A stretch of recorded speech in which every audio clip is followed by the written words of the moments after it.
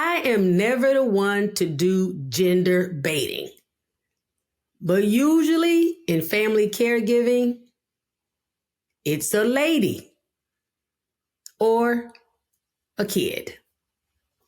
Today's guest, it's a dude. His wife is his LO.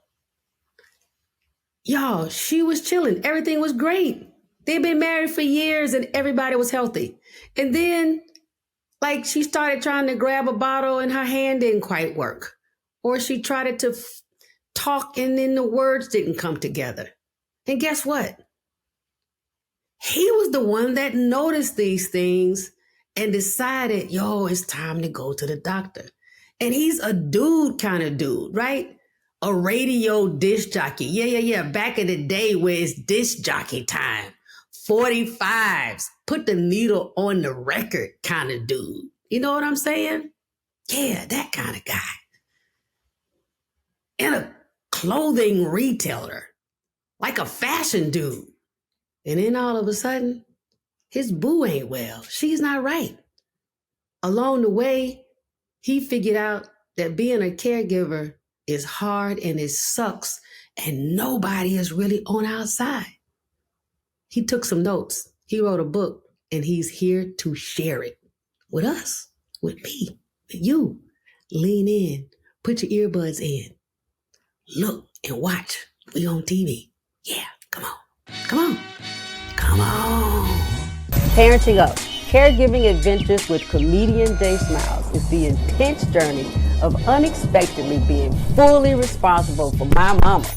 For over a decade, I've been chipping away at the unknown, advocating for her, and pushing Alzheimer's awareness on anyone and anything with a heartbeat. Spoiler alert, I started comedy because this shit is so heavy, so be ready for the jokes. Caregiver newbies, OGs, and village members just willing to prop up a caregiver, you are in the right place. Hi, this is Zeddy. I hope you enjoy my daughter's podcast. Is that okay? When cancer looks like dementia, a spouse's caregiver journey.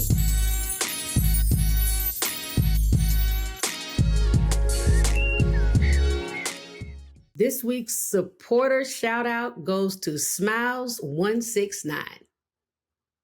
The Apple Podcast review is a great resource for caregivers! Exclamation point. What? You better give me an exclamation point. 5 stars. I love it. And I quote, I must say coming across this podcast has been a true pleasure.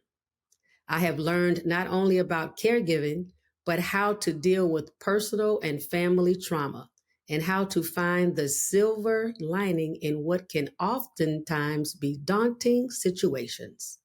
I highly recommend anyone who wants to learn and laugh to take a listen. Exclamation point. Woo! They sprinkled me with 2 exclamation points. Yes! If you want to be the supporter, shout out person, leave a review on Apple Podcasts. Our Parenting Up community is growing so fast. I can't put out an episode as fast as we're growing. So text podcast to 404-737-1449 for updates, exclusives, and suggestions on topics. While you're at it, share an episode with a caregiver you love. Review on Apple Podcasts and follow us on social media. Subscribe to our YouTube page. Please, it really helps. Parenting Up family, the guy that I am chatting with today used to spin records.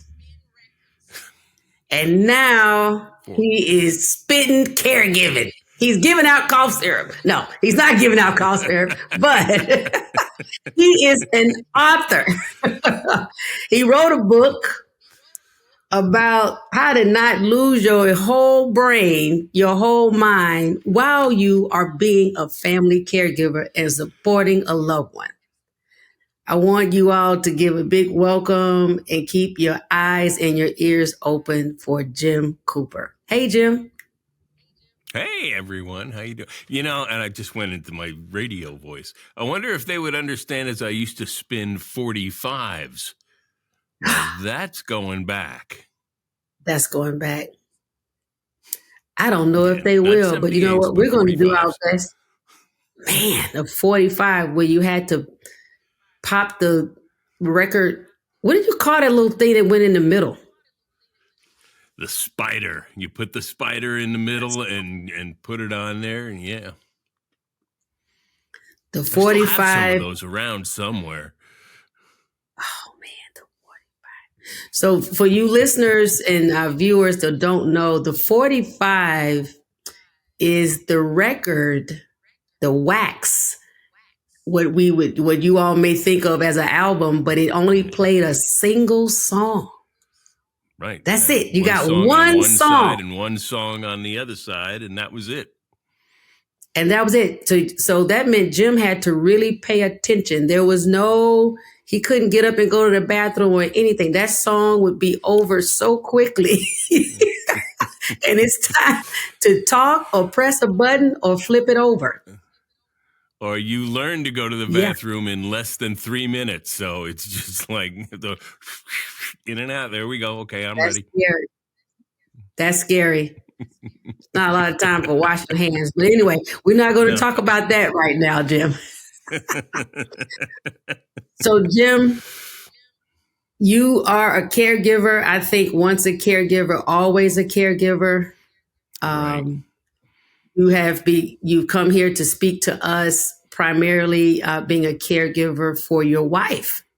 She was diagnosed with cancer. Now, Parenting Up Family, I know primarily we are family caregivers for those with dementia, but Jim Cooper's experience, his story, and the way he put together his book. The book is titled The Not So Little Book of Cancer Caregiving.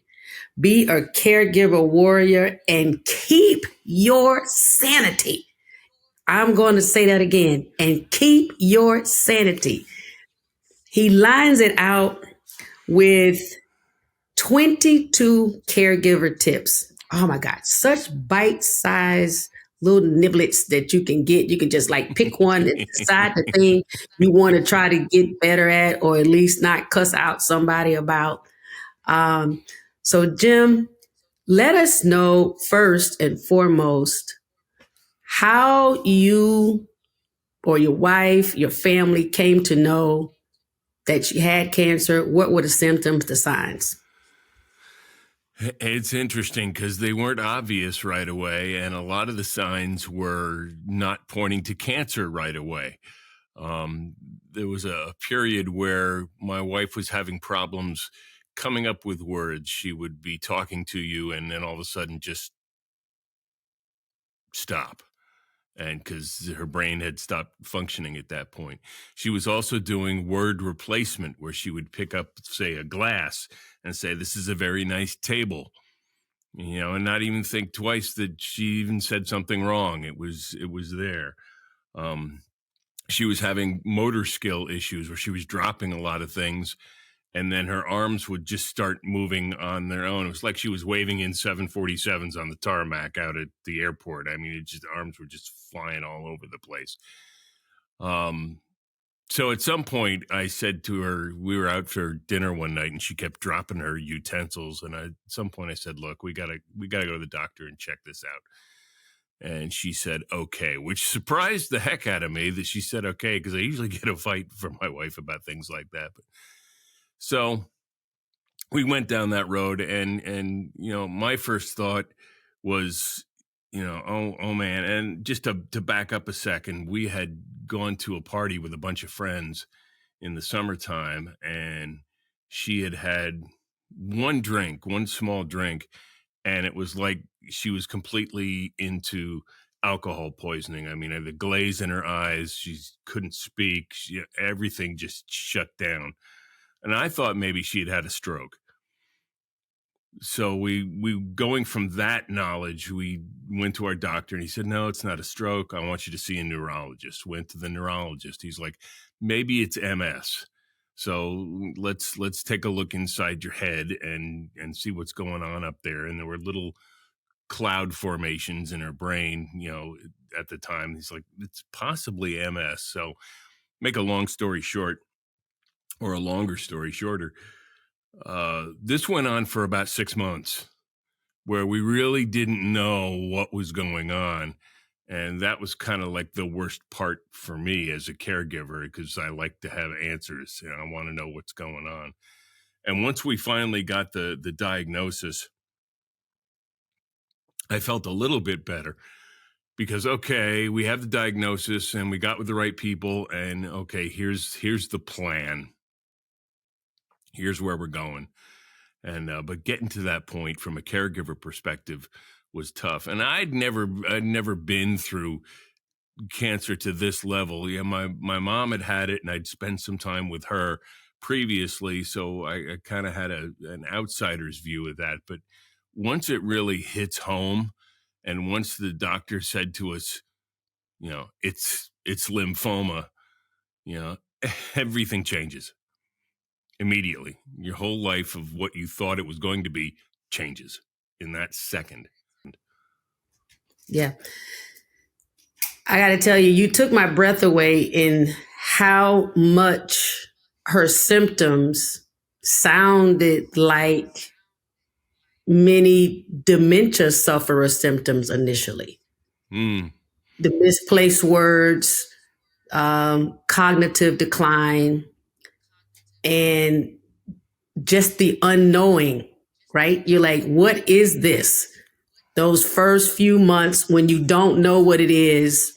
So then you can't even make a plan. And you don't know if the next day there's going to be another catastrophic symptom or illness that might double down and be added on to your LO's set of ailments. You're like, well, if she woke up calling, this spatula a car, tomorrow, is she not going to know who I am? I mean, those the things I remember thinking about my mom. Like, okay, if you don't know what this is and you can't stop it, you also can't tell me that next week 3 more things may not happen.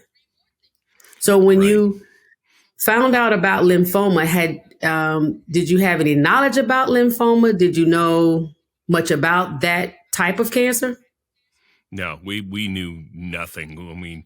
I mean, and Sally, it was my wife's name, Sally, and she would say that, when the doctor said it's lymphoma, she didn't even know what that was. I mean, she was just like, but we were in such a state of shock at the time. And the one thing that was really frightening to me going through all this is that she was still driving a car. And at this point, I was like, and she had 2 minor, thankfully, accidents over this period of trying to figure out what was going on. So once we got to the point of, hey, this is lymphoma, I said specifically to the doctor, I was like, should she be behind the wheel of a car? And he said, no. It's like, we need to stop that right now. So that was just such a huge sense of relief to me, because like, okay, I knew there was something going on, and that piece of it frightened me more than anything else. But once we got to that point, it was like, okay, that's a little bit of a relief. And so it's that kind of sparked me into realizing a couple things that I certainly never knew before. One, as a caregiver, you got to ask questions. I mean, and in this particular case, and it's probably similar with dementia, although I have not had that experience, I would imagine it's similar, where you've got to become the mouthpiece for the patient. You've got to be able to say to, the doctors or whomever that, this is what's going on. Because the doctors would ask Sally, what's going on? What was happening here? And she would spit out a couple words and then nothing. And she just didn't have the capacity to relate and communicate. So it hit me very early on. It's like, okay, I'm going to be the communicator for a while to see how far we go with this and make sure everyone involved is informed properly. That's massive, Jim. That, is two things that I take from what you just stated. First thing is, for you to know you need to ask questions, it kind of says that you embrace the fact that there was a problem that you need to ask questions about, which sounds like you kind of moved out of the denial phase fairly quickly, or at least you're not talking about it much right now. I know that when I talk to people, a huge thing for family caregivers is that denial phase. You just think it's temporary. Whatever the presentation that your loved one is experiencing, you just think, oh, they're having a bad day. If it's a cognitive decline, or if a spinal cord injury. I've heard all kind of things, where they say, well, just yesterday he was using his arm pretty good, and now today he can't pick up a fork, as if he would stop picking up the fork on purpose. like he really doesn't want to feed himself the damn eggs. But there's just, as the family member, you just don't want your LO to be crashing and burning in front of you. So how did you get through that? How did you get through that period of denial into acceptance? And then how did you determine kind of on the fly which questions to ask? Because truthfully, shit, Jim, how do you know what to ask and when to ask questions? You don't. And it's, and I'm so glad you brought that up about the denial, because as the caregiver, you're always hoping that you can grab onto something that'll enforce that denial. It's like, oh, that's no problem. Things are fine. Don't worry about it. You're always looking for that. And I can remember going to our first neurologist, and when he was talking about it being MS, and he's like, okay, the first thing we're going to do is blast this thing with a whole bunch of steroids. And this was like 3:00 on a Friday. And I'm like, when are we going to do that? He's like, now. And I was like, oh, where? At the hospital. And I'm like, really? I mean, can't you give her like some Tylenol and some Bactine or something to clear this whole thing up? I mean, do we have to really go through all this? So I was still in that phase of like, oh, you've got to be kidding me. So, you're always looking for that denial. And as for asking questions, I didn't have a choice. I mean, I guess I did have a choice, but I felt like I didn't have a choice. It's like, if we're going to go down this road and we're going to get this taken care of, someone's got to ask the questions. And Sally obviously isn't going to be able to do it. So I just assumed that, that's my role here. That's what I got to be doing.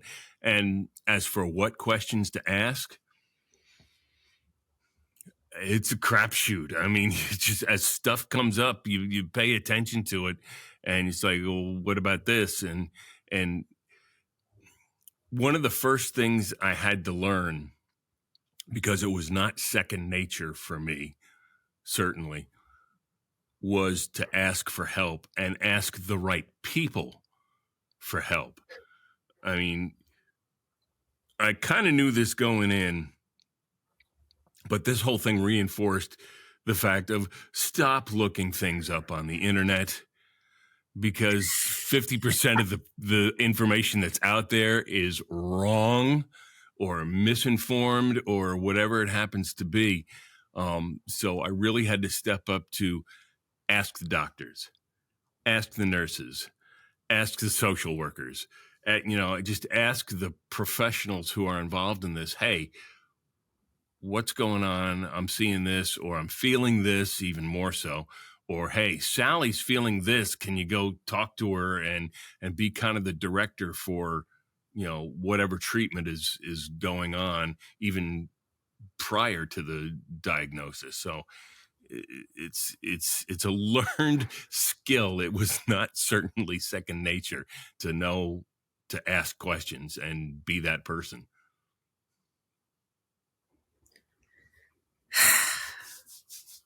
I'm stuttering because I can't. I can't imagine uh, what your heart and your soul's going through, because this is your wife, your life mate. With me, it's my mom. And my story is that my mom experienced this through the catastrophic event of my father dying. And it was my father dying that created the trauma. And that trauma triggered the neurological event for her that sped up the dementia. So neurologists have told me that what might have taken 8 to 10 years to more natural, in a more gradual decline, I should say, would have occurred. It happened in about 90 days. So in the span of a quarter, in the span of one corporate quarter, my mom literally went from sugar to shinola, so Wow. but I wasn't living with her day to day, and I never expected to live with my mom every single moment of every single day. So Right. I know there's a different pull on your heartstrings when it is your life mate. In reading your book, which I got to tell you, it was hilarious to me. Thank you so much for sending a copy. I like a hard copy of books. I know that everybody, and I'm a podcaster, so people may be like, "Oh, Jay Smells." Yeah, I like the audio too. But if I'm about to have a conversation with the author, then I want papers to turn. I want to turn it because I want to flip it and dog ear it and all those kind of things. So I really appreciate that. Agree. There was a part that really struck home with me, which is, and I'm paraphrasing now, which is how you got to make space for this disease now in your life. Man, Jim, I haven't seen anyone, I haven't heard anybody kind of tackle it like that, because for you, it was cancer. For me and many of the listeners or viewers, it may be Alzheimer's or some dementia-related disease, but the disease is going to take up a lot of space. And stop tricking yourself like it's about to go away or like your life is not going to be altered. So how to make a healthy way around, all right, there's a big pink elephant in the room, and how do I manage to create some type of, like you said, what's the thing? And keep your sanity. Right. Right. Right. It's interesting because, and you brought up a very good point, and I hadn't thought of it before, but it's absolutely true. It really doesn't matter whether it's, cancer or dementia or Alzheimer's or whatever the crisis happens to be. The phrase that I heard early on that I've stuck with is, you've got to make space for the new normal, because this is the new normal. It's not going to be the way it was. As much as you want to stay in denial and hope that it goes back to the way it was, even when you go out of the other side of all this, it's not the same. It won't be the same. This is the new normal. So you have to make some space for, okay, and in my case, it's like, okay, I have to make space for cancer caregiving here, because this is part of the deal now, and I can't work 75 hours a week at my job. It's just, it's not going to work. And all the other things I was doing at the time, it takes some thought and definitely takes some organization to sit down and go and be honest with yourself and say, okay, here's what we have to do, A, B, C, D, E, D on these days. And, this needs to be done here and this needs to be done here. And I can move some things around, and maybe some of the things that you'd like to spend time on in the past, you can still spend time on them, but maybe not as much time. And you're going to have to do some sacrificing here and there in order to make sure that The road is as smooth as it can possibly be. You can't control the road.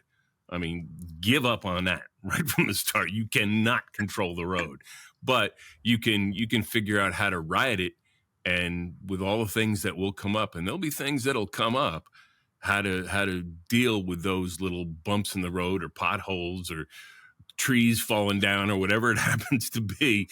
That's you're going to be able to navigate yourself around if you stay a little bit flexible and realize that, hey, the bumps are going to come. There'll be good days. There'll be bad days. There'll be bad days for the patient. There'll be bad days for the caregiver.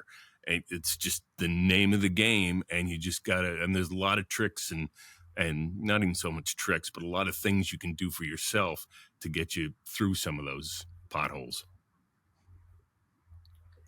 What's something that you prior to becoming a caregiver, an activity or I don't know, a hobby or a habit even that would, define Jim. He had to have it. He had to do it.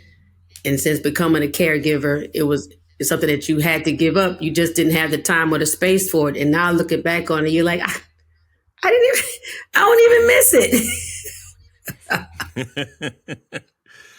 I can't believe I spent that much damn time doing that. That's a great question.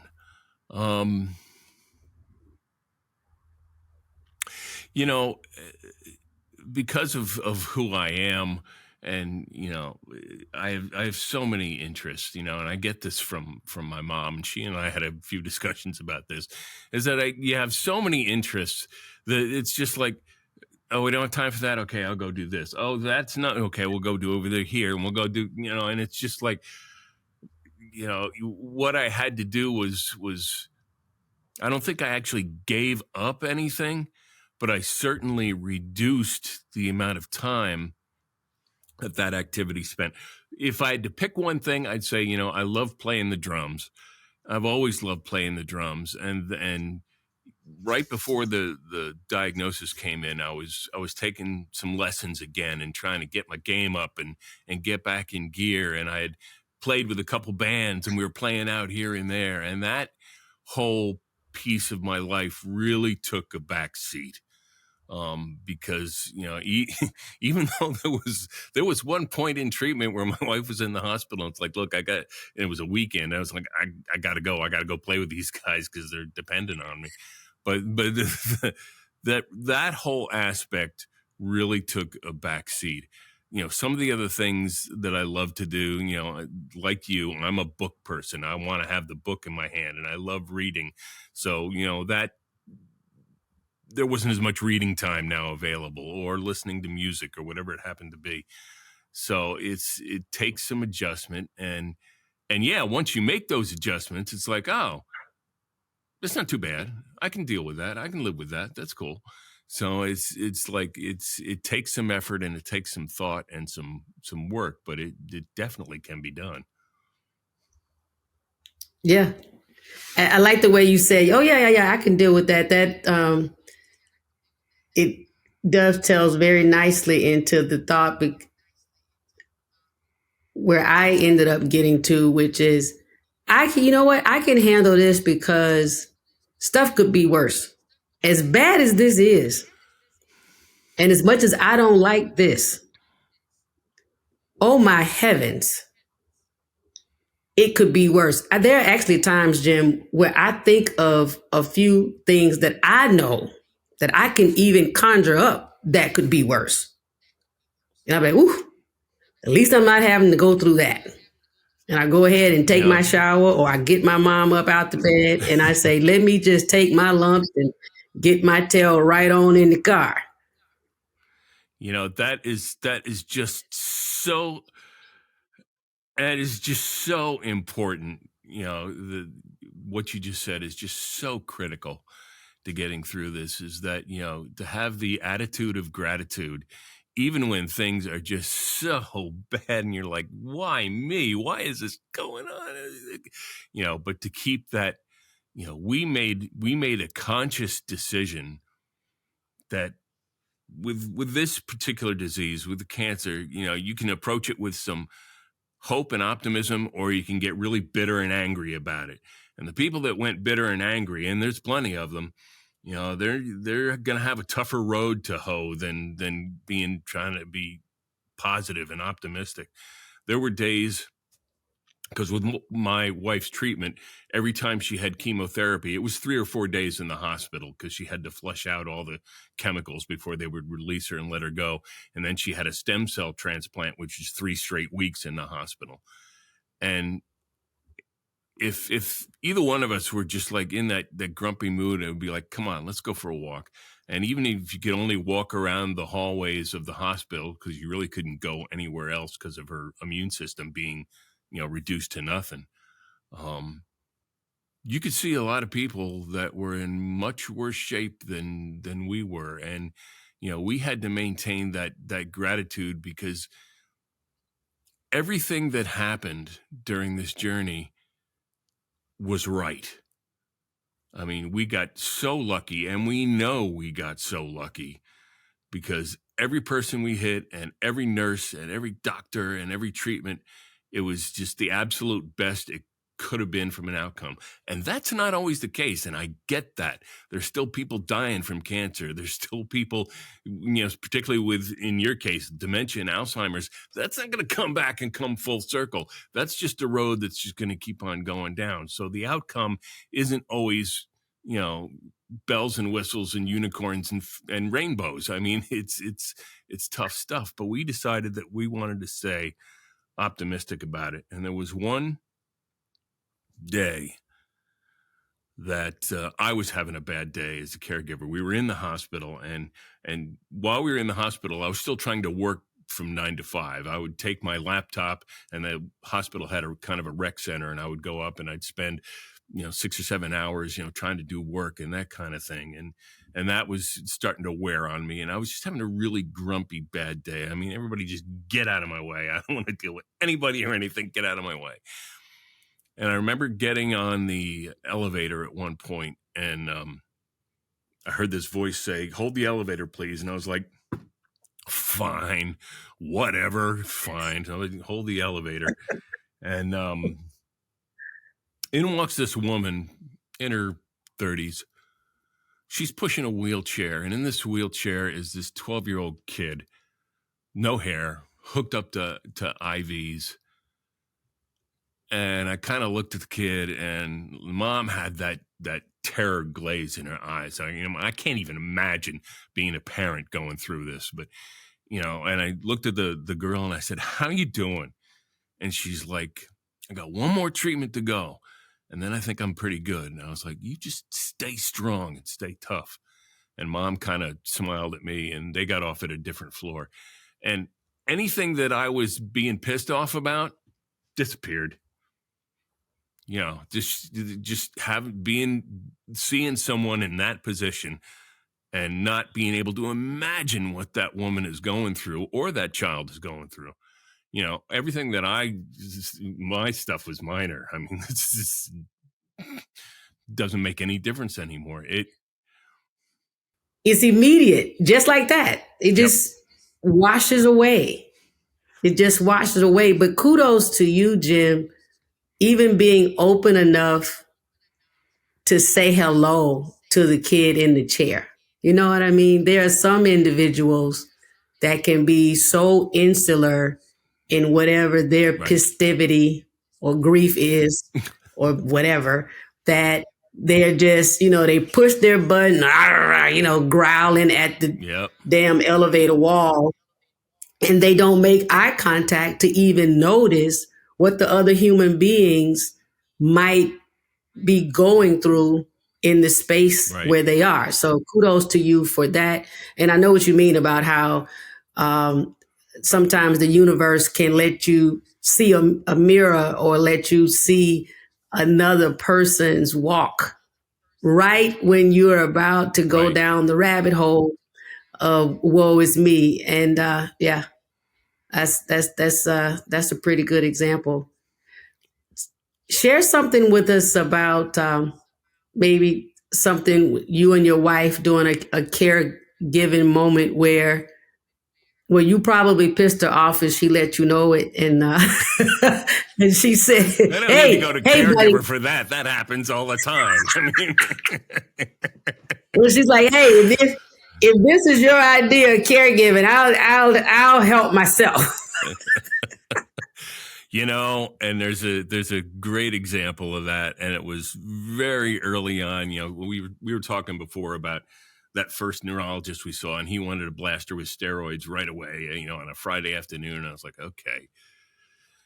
So we go to the hospital, and the people, I cannot say enough about nurses because they are all just sent by God. I mean, just every single one of them we hit was just marvelous. But we get to the hospital, and it was our local community hospital, and she's like, oh, Mrs. Cooper, this is great. We've been waiting for you. Come on. And it's just like, how do you do that? And so they get Sally set up, and they got the IV, and they got the steroids going. And at this point, we still didn't have the cancer diagnosis. And she looked at me and she goes, but I don't want MS. And I was like, this is one step. This is step one.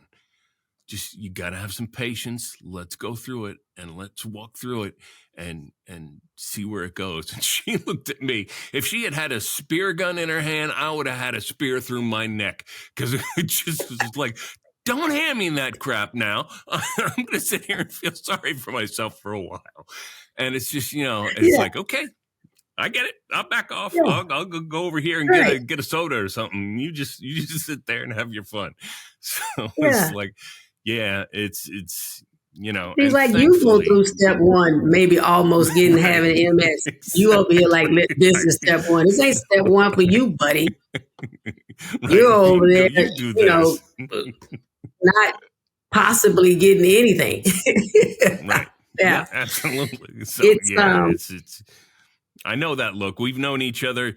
We started dating when we were 15-year-old in high school, and we can read each other's minds, and especially read each other's faces most of the time. And just like, I can see when she comes at me with like, I've got a question. It's like, here we go. I did something wrong. So, you got to look for that. Oh, that's good times. You all have been together. Well, congratulations on that. And I'm going to give you my silent crowd cheers. That's my fun crowd cheers. That's my Bruce Springsteen. Yeah. Nurses. But I am 100% there with you. Nurses make everything better, and they keep us in the game. They keep us in the game. Without them, none of this stuff works. I also love how you point out, celebrate everything, even the small things. How did you come up with that as a marker for caregivers to keep their sanity? It's because every day is you don't know, and every day is something different. You've got to look for a place to celebrate something, just to keep everybody's spirits up, your own and the patients at the same time. And I had so much help doing that. If her white count, hit a certain mark, it'd be like, yay, that's cool, that's good, let's do it. Or, we spent several holidays in the hospital. We were there for Thanksgiving week, and we were there on Valentine's Day, and, which isn't really a holiday, but I'll go along with it. So and I had so much help because Sally, being who she is, immediately became like kind of the house mother for the entire nursing staff at Sloan Kettering. And, she would show up, and all the nurses would come out and surround her. You come off the elevator, they surround her. How you doing? And I'm like, oh, excuse me, I'll just go over here and you guys go play. So, and, the nurses were just, so fantastic. There was one point where they bought her a pair of pink boxing gloves, and all the nurses signed it in gold ink and gave that to her because, they would come into our room for a break. They would come into break to talk about their kids or what's going on in their life or what, their husband's pissing them off or, and so she became kind of the house mom for all the nurses. And we've been to one of their weddings. We get all the birth announcements, and it's just like, it's wonderful. I've always said that the nurses, the doctors are the mechanics, but the nurses are the healers. They're the ones that are gonna be with you all the way through and making sure that you get your shit together and get it together as much as can be done. Right. And you created the community. You and Sally created a community with them, and that allows you to maintain that higher vibration of healing. So even when you when you're home or in between the treatments, that stuff really matters. It's a mindset, it's a positivity, and I believe that you not only do you get better care from them, you end up getting more information. You get more than just the standard what's in the chart or what's under the prescription. Right. You unlock a treasure trove of information that they might not even purposely keep from you, but the more comfortable, it's natural for us. The more comfortable a human being is, the more information that will just readily flow. And so that was a magnificent way to engage them. And for your wife to basically end up, sounds like her room was the water cooler where all the information was exchanged. I love that. And and this goes back to what we were talking about in the beginning. Is like it dawned on me at some point that if I've got questions, and I always have questions, the nurses are going to give you the answers, or the doctors are going to give you the answers. That's where you go. You don't go on the internet and start looking things up. You go to the doctors and you say, hey, what's this? Or you go to the nurses and say, hey, what's this? And again, we got fortunate in that the nursing staff where we were went out of their way to explain everything right from the get-go. I mean, her first dose of chemo, the chemo nurse came down and explained how it worked, what was going to happen, how it was going to work, what the possible side effects could be, what was the actual medical drug interaction going on in her body. And it's just like, and it was all information I'd never heard before and certainly new. And sure, they give you all the handouts when you get there of all the different drugs and what they do. And it's like, I'm not reading that. I've got 20 things to do. But it's like, the nurses were just like, could explain everything. And it finally dawned on me that it's like, okay, that's how you do this. That's where you get the true information and the true wisdom of what's going on is from them. I love it. Yeah. And the thing is, there's so much that you end up getting through osmosis almost, just in being around the nurses and the doctors, radiologists, all of them. This conversation, I could keep talking to you on and on and on. Jim, I don't want to give away the whole book. I want people to go and get the book and find you in all the places. There's one thing though the last thing I want to point out well, there are two things actually that I made a note that I wanted to say that I think is phenomenal that you mentioned. One is around really talking about death and dying in advance of getting to that space. And also caregivers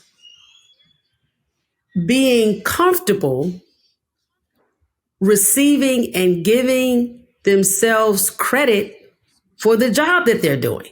You know, it's too often where a family caregiver says, well, no, you know, that's my wife, or that's my child, or that's my brother. I'm supposed to do it. Well, I mean, you don't have to. You don't have to do it. Yeah, you don't. And you don't have to do it well.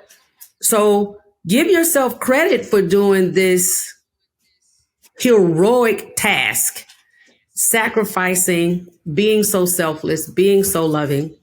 And again, to the first point of saying, don't be afraid to talk about death and dying. It's going to happen anyway. Right. We might as well be prepared for it. And let's not let it shock us. We're already shocked off our butts about the disease itself. We might as well try to, you know. So I thought those 2 points were remarkable for you to kind of put it in the face of caregivers and say, hey, think about this. And when someone wants to help you, let them.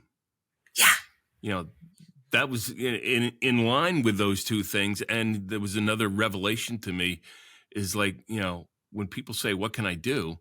You know, your first response is, well, nothing, because you haven't thought about it. But there are things that people can do. And we got very lucky with who our supporters were and people that came out of the woodwork, you know, it's just to give us, you know, thanks and prayers and that kind of thing, you know. And I'll tell one, I have so many stories about that, but I'll tell one in particular.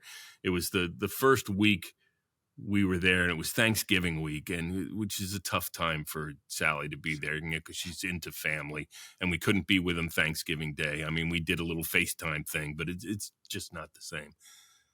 The next day, her uncle and her brother and her sister and our daughter came up to the hospital just to, you know, put faces on it. And my uncle pulled me aside and said, come on, I'm taking you out to lunch. You need a break. And I'm like, break? What are you talking about? I have no idea, you know, because when you get in the caregiver mode, you're 24/7. That's what you're focused on. Yes. And you almost feel guilty if you don't focus on that, which is a whole nother discussion. But he said, no, come on, we're going out. And I reluctantly went with him. And by the time we got to the restaurant and sat down, and I was like, oh, yeah, I needed a break. You're right. This is what it's like to eat with metal utensils and not out of a styrofoam box. Oh, I'd forgotten about that. So, you know, when people want to help, you know, let them. Do you remember exactly? That is a great, like, shout out to your uncle. Do you remember an example of help that was a simple help where you did ultimately get to a point where you could say, hey, yeah, to a neighbor or a friend or a family or a church member, yeah, you know what? You want to help? You could do X. Was there a thing, a task or something that became easy for you to request? What was it?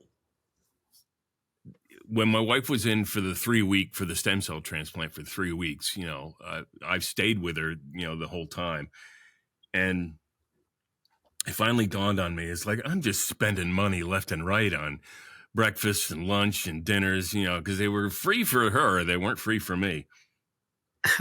And I said to my sister-in-law and my daughter, who lived about 15 minutes away from us from home. So, and they were just like our guardian angels, taking care of the dogs and making sure, you know, the house didn't get robbed and that kind of thing. But I said to them, I say, hey, you want to help me with something? Fix me a couple meals and put them in Tupperware things so I can stick them in the freezer here. And that way I'm not spending money and don't have to go out to eat, which they both just thrilled to death to do. And I ended up with about 8 or 9 little Tupperware things that I had in the freezer. And at dinner time or even lunchtime, I would take one of those, nuke it in the microwave and go sit somewhere quiet and just relax a little bit and have something to eat.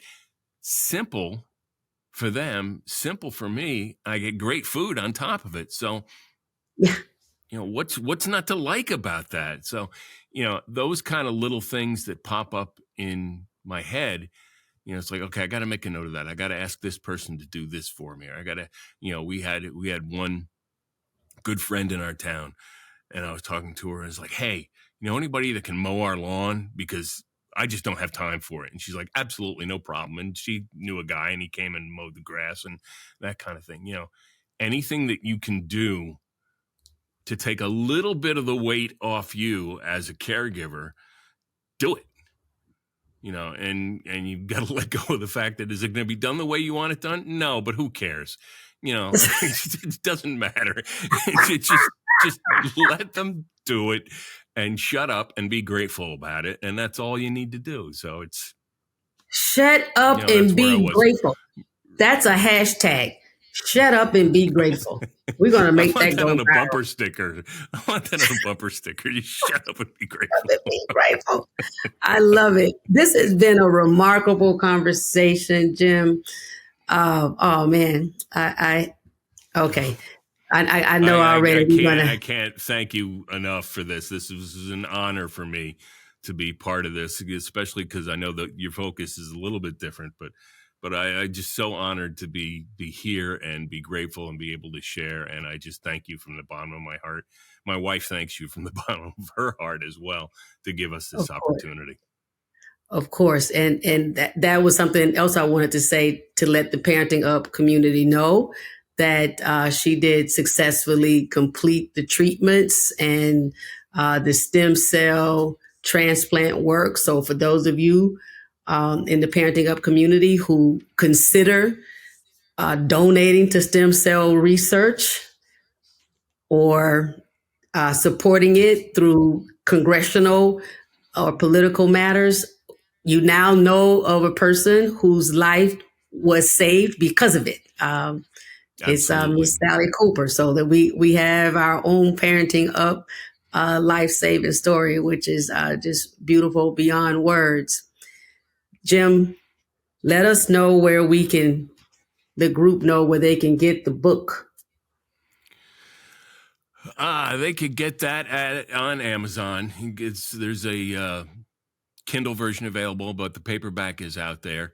And for people that are local to where I am, and I'm currently situated in Delaware, there's some events going on here. I'm doing a book signing in a couple of weeks at a local bookstore. So I'll be out and about. So if you see a sign for a book signing or if I'm going to give a talk somewhere, please, by all means, come by and say hi and say you heard me on this podcast. And I will pass that news on straight to let everyone know that they're listening in to you.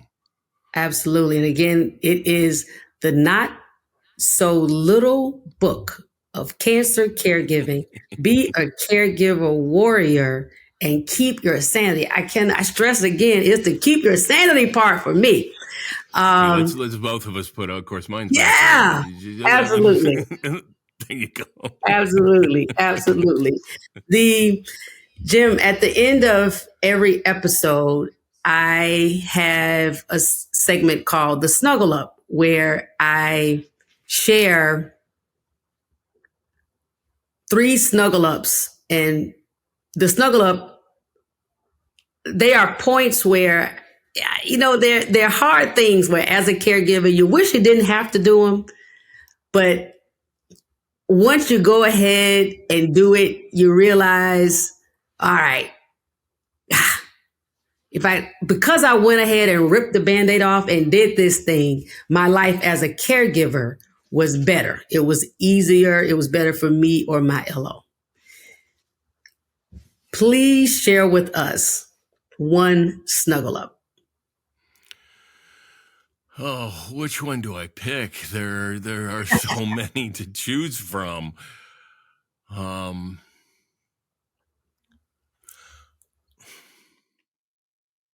The biggest single thing I can point to for myself is getting over the fear of things medical.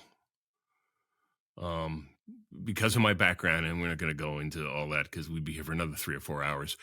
I had an intense fear of doctors dentists, hospitals. I mean, very early on in our relationship, my wife had some minor surgery, and I couldn't even stay in the hospital. I was having anxiety attacks. I had this intense fear.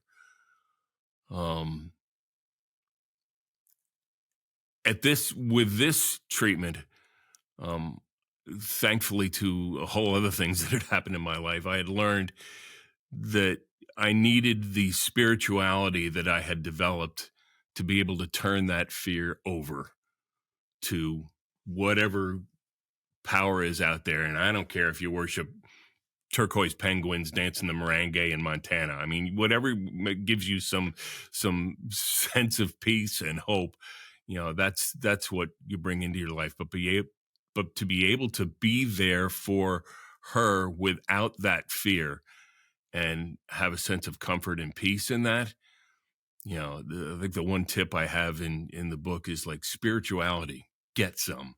Because for me, it meant everything in the world that I could be there for her and not have to freak out. Well stated. Thank you so much. Thank you. Thank you very much. Let's snuggle up. Number 1. Okay, I'm about to hit y'all hard with this. Jim was scared about the whole medical system. He was scared to talk to the doctors, the nurses. He was scared to go in the hospital. He was scared to stay there with his wife. He admitted as much. You know what I want you to snuggle up to? If Jim, a Caucasian man in America, was afraid of the system, what the hell do you think about the rest of us? Now listen, I'm not playing the race card, but what I'm saying is I have heard foreign-born Americans, women of all races and shades, certainly people of color say,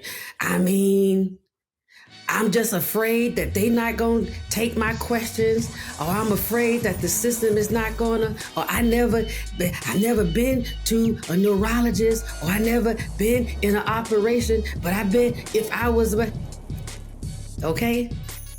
This was a white man, and he was scared out of his ass, and had been so. He had an aversion to hospitals and everything medical. So people, it's just a thing. We don't like doctors. We don't like the dentist. We don't want to be sick. Admit it to yourself. The system sucks, but if your LO needs you to dig in, you go ahead and dig in. Get that shovel. Get over in that ditch. Roll around in that dirt. Help your LO out. All right, we got this. Number 2, it could be worse. No matter what happened to you today, last night, last week, it could be worse. It doesn't matter the disease that your LO has, cancer, Lewy body dementia, spinal cord injury. Perhaps your LO just got his or her wings. Maybe you don't even believe in heaven, but they're no longer alive. All of this sucks and you're like, Jay Smiles, I don't even know why I'm listening to this stupid podcast episode. For some kind of way, you ended up here. It could be worse. You could not have the ability to be listening to this podcast or even read the transcript. Somebody cares enough about you to say, hey, I think you should join this Parenting Up community because it'll help. There are some other people who are hurting, but learning and supporting each other. I'm not about to run down all the ways it could be worse, but I am sure your brain could figure out a whole lot of negative-ish. Don't do it to yourself. Lean into the stuff that is all right. Number 3, think of it like being the most rewarding, long-term, consistent volunteer opportunity of your life. Okay, you're not getting paid, but it's like if you were helping your local fire department clean up trash all along the highway. You don't get paid for that either, but you feel pretty good once you drive down the street and you no longer see cans. Or if you help, your local church or whatever. Voter registration. Maybe you help out and you monitor the voting polls. You're following me. The point is, you make time for those things knowing you're not going to get paid. Once you become a caregiver, start making time for the things that your LO will need you to do. Modify your schedule, your hobbies, maybe even your work schedule. Let your boss know, I'm now a full-time family caregiver. I don't want to lose my job. I don't want to lose any station. I don't want to be demoted off the team. I need you to know I am now a full-time family caregiver. I mean, if you had a newborn baby, everybody in the office would know. And they would give you some natural leeway. So don't play yourself. You know what I'm saying? Let people know what you got up against you and what you're doing about this cape you wearing. All right, you got it. Yo, what's up, y'all? I'm over here just mixing and scratching up stuff. And reminding y'all, Patreon is open. It is open and ready for you and your mama too. We are loading up things, all things Zeddy, all things podcast, all things caregiving, behind the scenes, extra stuff. J Smiles Comedy is dropping with her own little collection within the J Smiles Studio Patreon very, very soon. It'll be less than a month. But you want to go on and get in there because there's exclusives that's kind of time sensitive to whoever is in there first. We've already had live broadcasts for people who are already in. And I'm going to be honest, because of, branding matters. So there's some stuff that I just can't say and do on the World Wide Web that I can do in the Patreon pantry. So if you want to see and know and hear and experience more of what's happening between my ears, come to the J Smile Studio, my Patreon pantry.